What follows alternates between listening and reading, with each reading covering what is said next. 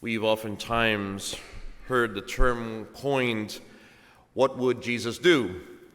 And we have found a lot of people that wear those rubber bracelets with the WWJD, and sometimes they'll probably put it on letterhead or whatnot, a way of reminding to be Christ-like. There are instances throughout the gospel in which we are reminded what being Christ-like is. And the gospel today is one of those in which there is no way around other than to look at the very center of it. We hear Jesus speaking who? To the Pharisees. Why?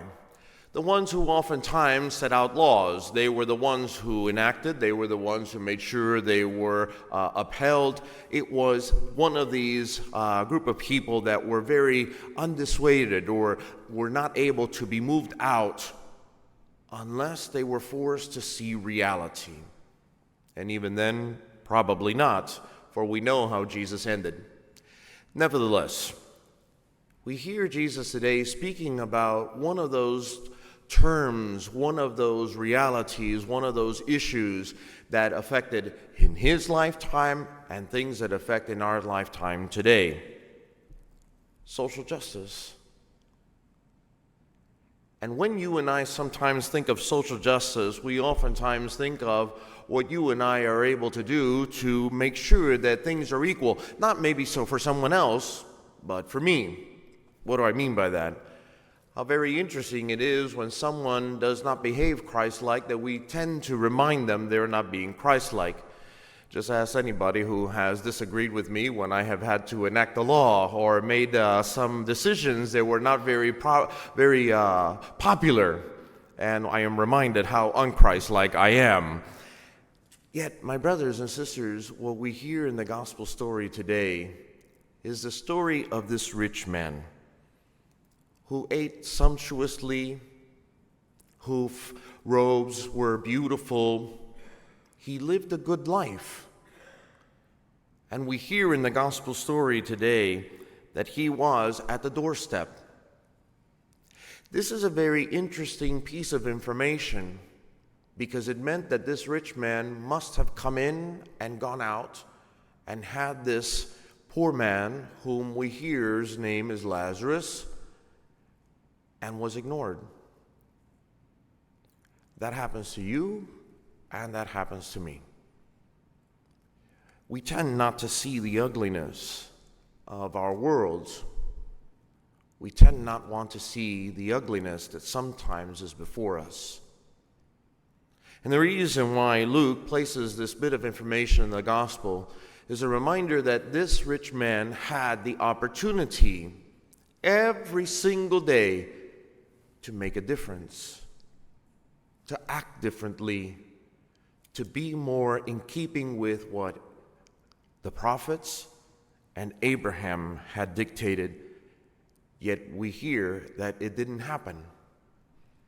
This man, totally the contrary, lived this life unencumbered of what this poor man was going through, and dare I even say, he didn't care.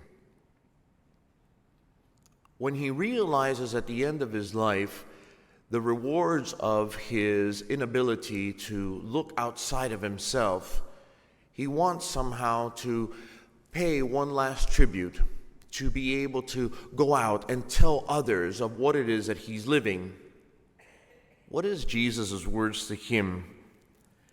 If they will not listen to Moses and the prophets, neither will they be persuaded if someone should rise from the dead. Who rose from the dead if not Jesus Christ? What Jesus is alluring to, if you wouldn't listen to them, if you don't listen to me, who are they going to listen to?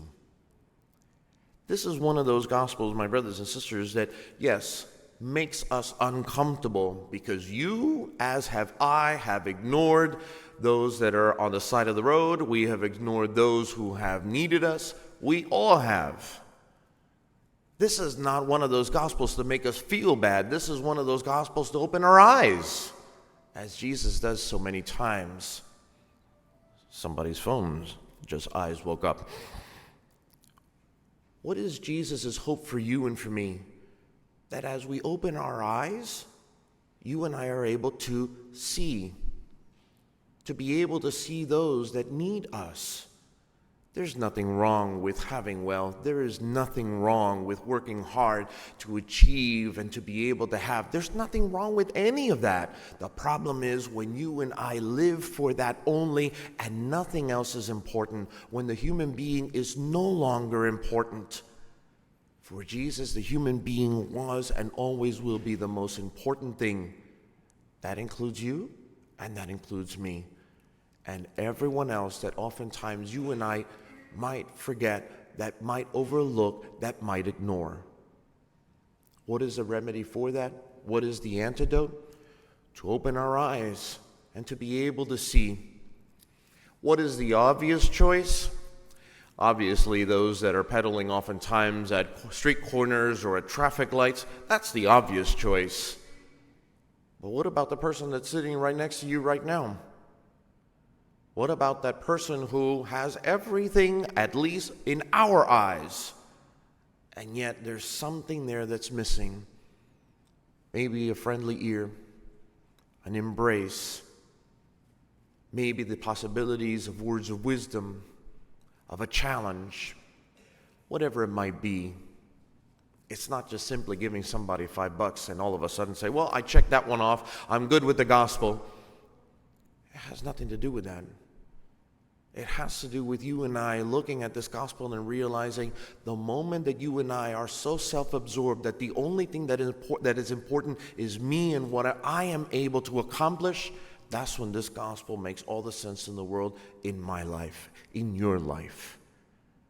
And again, the antidote is to open our eyes, to be able, with the time that we have been given, to make a difference, to be able to see the one that is next to us, the one that is in need. And there, my brothers and sisters, to be able not to be in flames of torment, but to be able to be rejoicing in the bosom of Abraham as we listen to in the gospel story today. May we make a difference. May we be able to see, and more than anything, may you and I help those outside of our own circle, to those that might seem like everything is right, because there and only there will the gospel that we hear today make a difference not only in our lives, but in the world. Amen.